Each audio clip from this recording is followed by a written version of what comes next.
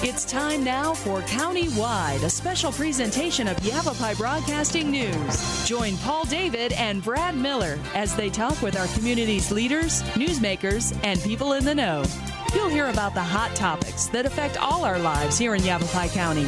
And now, here's today's County-Wide.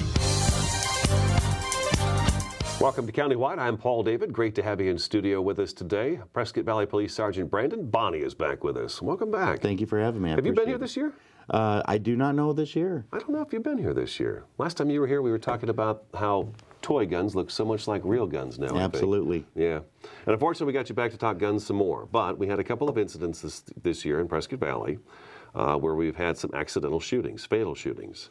And they were pretty horrendous stories. We really have. And see, gun safety is, we have to attack it from many angles. We've talked about how realistic a lot of the guns look today. Mm-hmm. And even recently, you've even seen shootings in other areas, other states, where youth have been shot and unfortunately lost their life because they had a very realistic gun. One of the things we tend to overlook when we see I don't necessarily want to use the word epidemic of it, but when we start seeing those hit the news, is basic gun safety. And unfortunately in Prescott Valley over the last couple years, we've had a number of accidental, or what many gun enthusiasts would call negligent discharges or shootings from firearms. Two of those in the last probably year, 18 months were fatal. Mm-hmm. One involved a small child. And it was a curiosity factor. In that particular case, we often advocate people to lock up weapons when they're around children. This particular case, they did not have it locked up, but that's also because they did not have children living in the home. Right. So he had it to where adults could not see it, but unfortunately, it was right at the eye level for the small child, which in this case he did not know was going to be at the home. So that child found this gun and was very curious, and was actually asking his father what it was. In fact, some of the witnesses said something to the effect of, "Daddy, what is this?" And they heard the shot. Mm-hmm. Because a 4-year-old doesn't necessarily have the training in gun safety. And the other scenario that we had, again, was there's no evidence of any malicious act, but rather just ignorance to the weapon, where an adult female accidentally shot and killed her husband handling a shotgun. And in that particular case, she was very, very uncomfortable handling the weapon, did not want to handle it from the statements given to investigators, and was kind of, I don't want to say forced into it, but the husband wanted to teach her about the gun and simply asked her to hand it to him. And unfortunately, because of her lack of knowledge of the gun and how that weapon worked, when she grabbed the weapon in a very unorthodox manner, and she went to hand it to him, unfortunately, it discharged that weapon. So these things could have been prevented, but unfortunately, in some of them, it was kind of the perfect storm that had existed. The first incident, they didn't. The man who owned the gun did not know people were coming over. Did not know they were coming. Right. In fact, he didn't even know the child was at his house until the shot was fired. So again, you get into that argument. Okay, well, you should always have your guns locked up, and again, that's always a good option. But in his particular case, he wanted it for home protection and had the weapon staged to where it was easy access for him should somebody try to come in and harm him or somebody else in his home. But unfortunately, again, that, and call it 1 in a million, whatever it is, you introduce a child into that environment, or anybody who's curious or somebody who doesn't know how to handle a firearm, and you can have disastrous consequences. So did he do anything wrong? They didn't find there was any criminal negligence. And it's tough for me to say yes, he did, or no, he didn't do anything wrong. It was just a terrible, terribly unfortunate incident. These like freak accidents? Would you call it a freak accident? They happen. To use the term, absolutely. A lot of people who handle weapons say that there are two different types of people, those who've had negligent discharges and those who will. Because just by human nature, we make mistakes and things can happen. And that's why they have a lot of very basic firearm safety rules that are in place. One of the first ones that anyone should operate from is every gun is loaded.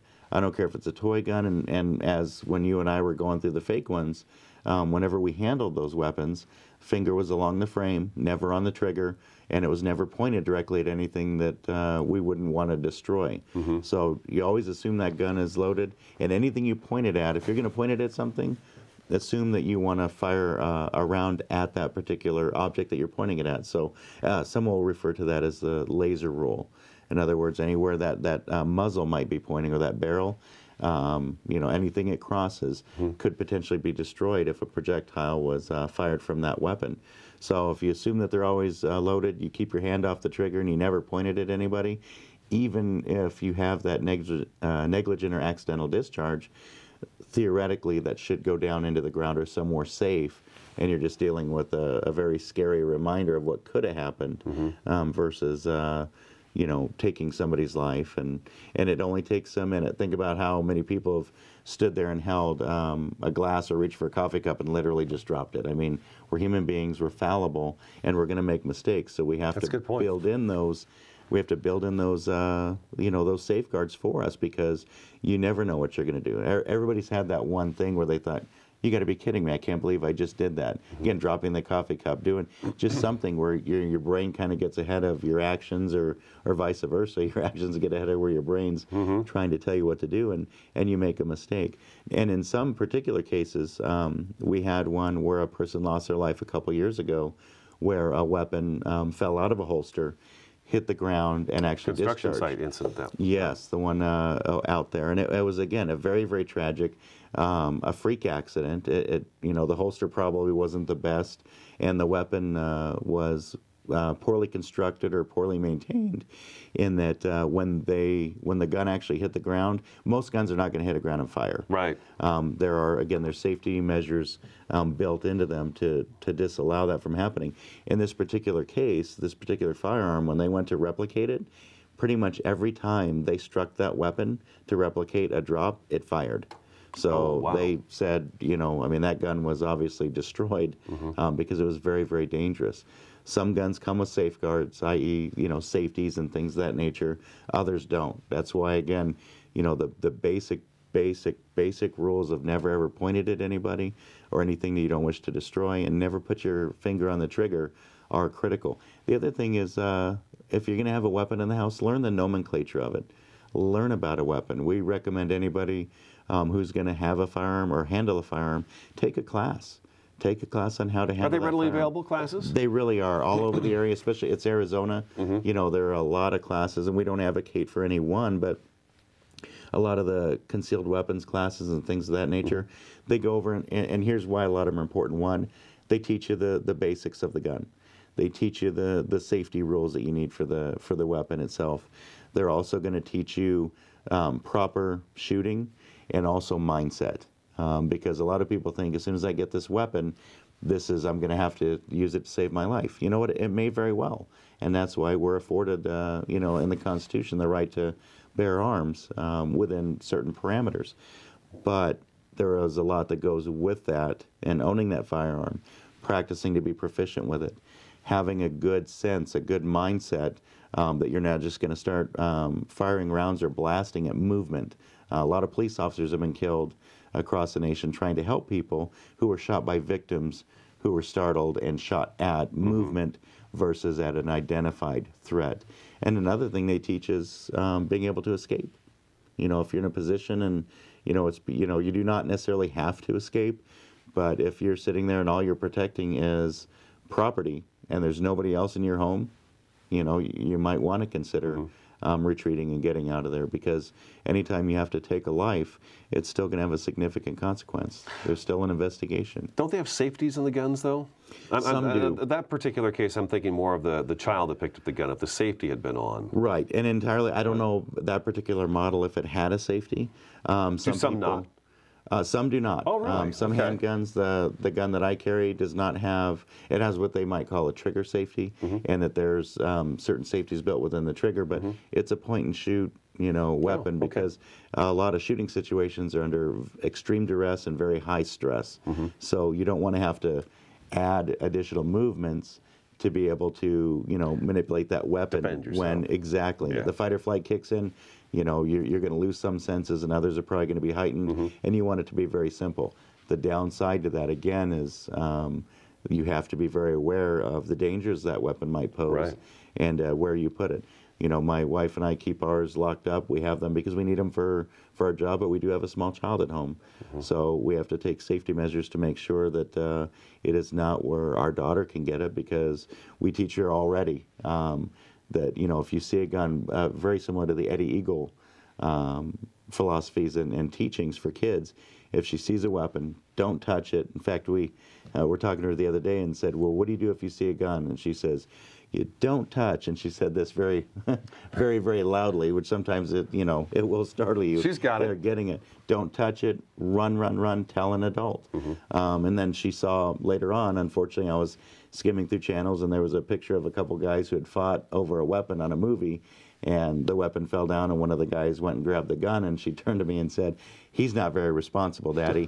He was supposed to go tell an adult. And it's like, well, that actor is portraying a terrorist who's fighting with this gentleman. So, you know, it's hard to differentiate the, you know, fact from reality with the child. But again, even at that young age, we want her to be thinking that way, because, and as a child myself, especially a lot of young boys, that curiosity can quickly overtake somebody and overtake the safety message that's ingrained, and go and play with these weapons. And people have lost their lives as a result. So the safety is critical, and not just leaving it out where a child could get to it and relying strictly on the training itself or that safety message, because kids are kids. And little boys are little boys. I'm sure anybody who had a dad who had a weapon that was accessible, we touched it at one point. Those of us who are men, we know we were boys, and some of us are still there. We got to take a break. Prescott Valley Police Sergeant Brandon Bonney is in studio today. I'm Paul David. This is Countywide. We'll be back in just a couple minutes.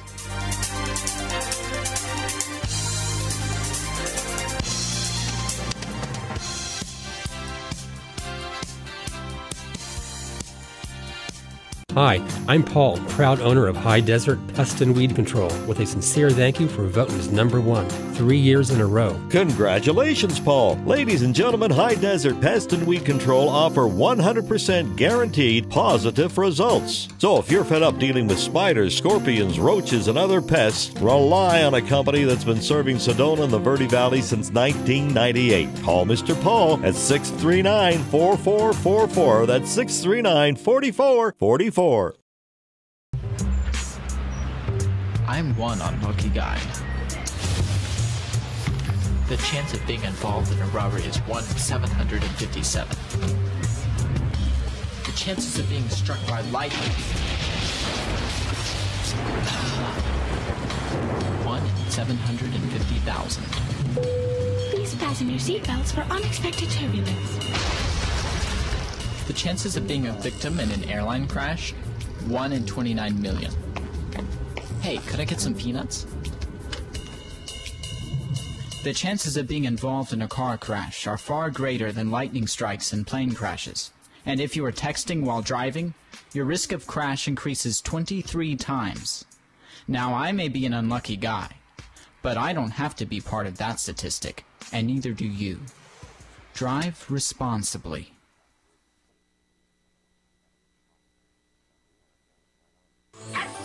There's no place like home.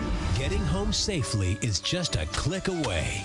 But making sure your child is in the right seat is just one of the steps down the road to safer travels. I don't know how it works. Find the right seat for your little one's age and size. We know what you told us. There's no better way to get home safely. Know for sure that your child is in the right seat. Get all the facts at safercar.gov/the right seat. Brought to you by the National Highway Traffic Safety Administration and the Ad Council.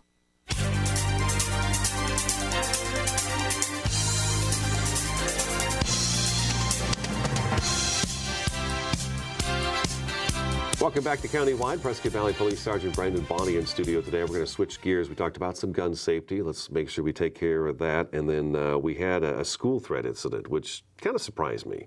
I mean, we've had our over the years where somebody calls in a bomb threat and the school's closed, and we do a story on that, and they find out some kid on the payphone called and just to get the school to close and stuff like that. But this one was far more serious. It could have been a lot worse than it was. Yes, it was very serious. And again, it's proof that even though we live in wonderful communities, Northern Arizona has a lot of great communities to live in. You don't think about it too much. No, and that's part of the problem. Right. You know, we're not fallible. Again, we talked about with the safety that bad things can happen, and the same thing with kids. And over the years, you know, I mean, school shootings have been around for decades and decades. This isn't a new phenomenon. You know, there might be, you know, statistical support for an increase in it for various reasons, but it's not a new thing. It's just we're finally accepting that it can happen and trying to do things to try and defeat it. A couple things that we can do, first and foremost with anything, much like medicine or anything where there could be a negative effect, is prevention. And what happened in this particular case where this individual, who turned out to be a 15-year-old local boy, had sent some very offensive emails to the school that were of somewhat of a threatening manner, and then later sent some much more directed threats to the school via email, which allowed our investigators to be a little bit more aggressive with their investigation and identify them. What happens in a lot of these cases is people will not want to be an alarmist. They don't want to assume that it could be real. And we always say, let us be the judge of that. I can see We'd that. rather investigate 1,000, 2,000, a million of these things, and thankfully have none of them come to fruition or be real, than to miss that one where maybe we misread signs or did not want to cause alarm. So right now you're saying that if somebody makes a threat like that, it should be taken seriously, Absolutely period. should be. Absolutely. They should be calling their local law enforcement entity and giving them an opportunity. And this was actually, you know, we've talked about the perfect storm that can happen for bad things. This was textbook for the win. The school was not afraid to immediately call police and involve law enforcement. They took immediate actions to protect the students right then. And probably just as importantly, during this investigative process, there was at least one adult and one juvenile within the community who saw something very concerning on the internet and reported that. Oftentimes people say, well, I don't want to tell, I don't want to, and I hate to use the word quote unquote, snitch on my friends. And what happens is it can actually save a life.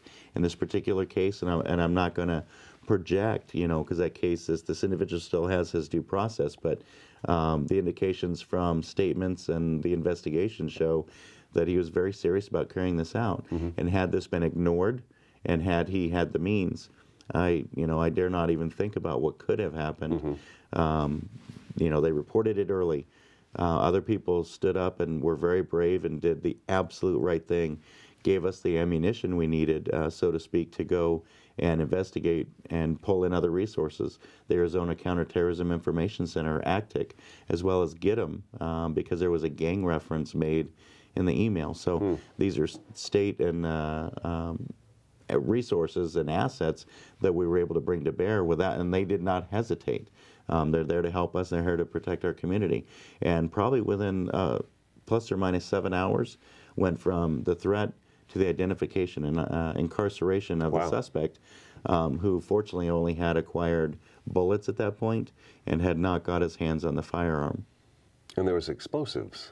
He was researching how to, absolutely is researching how to do that. And unfortunately, some of these things are so easy to do anymore. They're very, very dangerous, obviously, in making, but it's easy to do. And a lot of the school shootings and even workplace shootings that have occurred, what they found in hindsight is there were warnings, not just warning signs of behavior, but that they talked about this.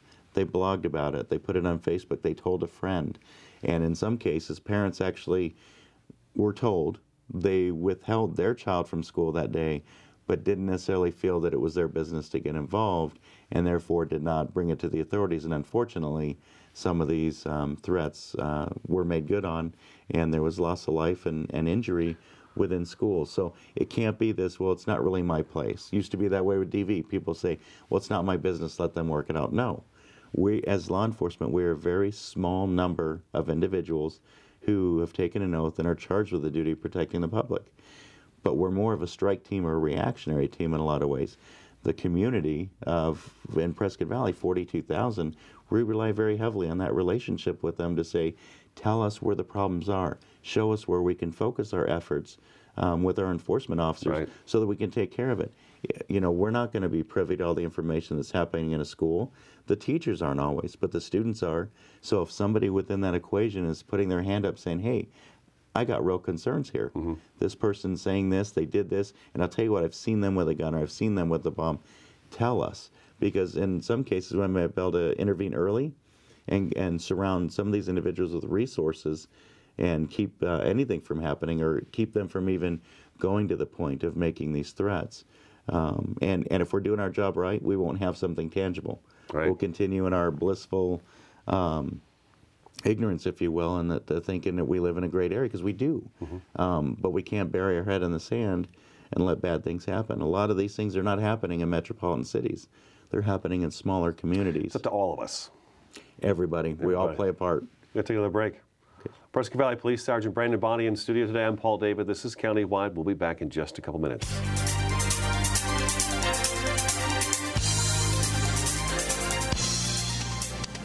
Hi, I'm Paul, proud owner of High Desert Pest and Weed Control, with a sincere thank you for voting as #1 3 years in a row. Congratulations, Paul. Ladies and gentlemen, High Desert Pest and Weed Control offer 100% guaranteed positive results. So if you're fed up dealing with spiders, scorpions, roaches, and other pests, rely on a company that's been serving Sedona and the Verde Valley since 1998. Call Mr. Paul at 639-4444. That's 639-4444.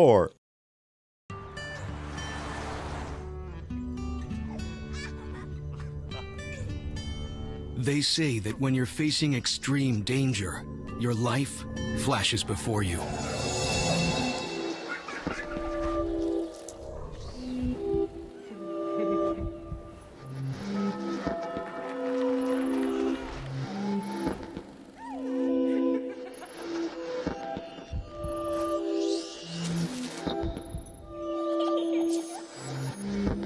If you think that's sad, consider facing it before you even have enough life to flash before your eyes. Car crashes are a leading killer of children 1 to 13. Deaths and injuries can be prevented by using the right car seat. Visit safercar.gov/the-right-seat to know what is appropriate for each age and size.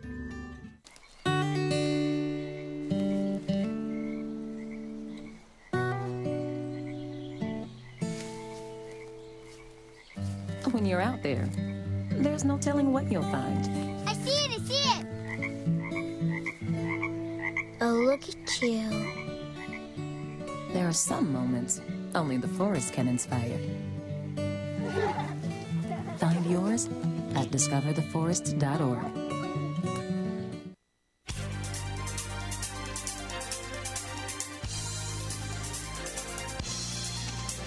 Welcome back to Countywide, our final segment of the program. Just a couple minutes left. Brandon Bonney, what are some of the warning signs we should look for? Because as a parent, I would hate to say, my kid's thinking about doing this. Right. I would not want that to come through my head. But right. I have to allow that if it is a possibility. Exactly, and that's what's important. Is first off is accountability.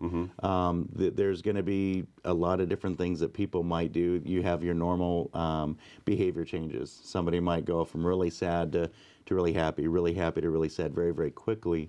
But oftentimes, aside from just the behavioral cues, they're talking about it. They've mentioned it to somebody, and whether it's not directly to somebody or not, maybe it's in a piece of writing. Some of the mass shooting incidents, they've actually turned in school projects and been given good grades for videos actually studying it. Showing it.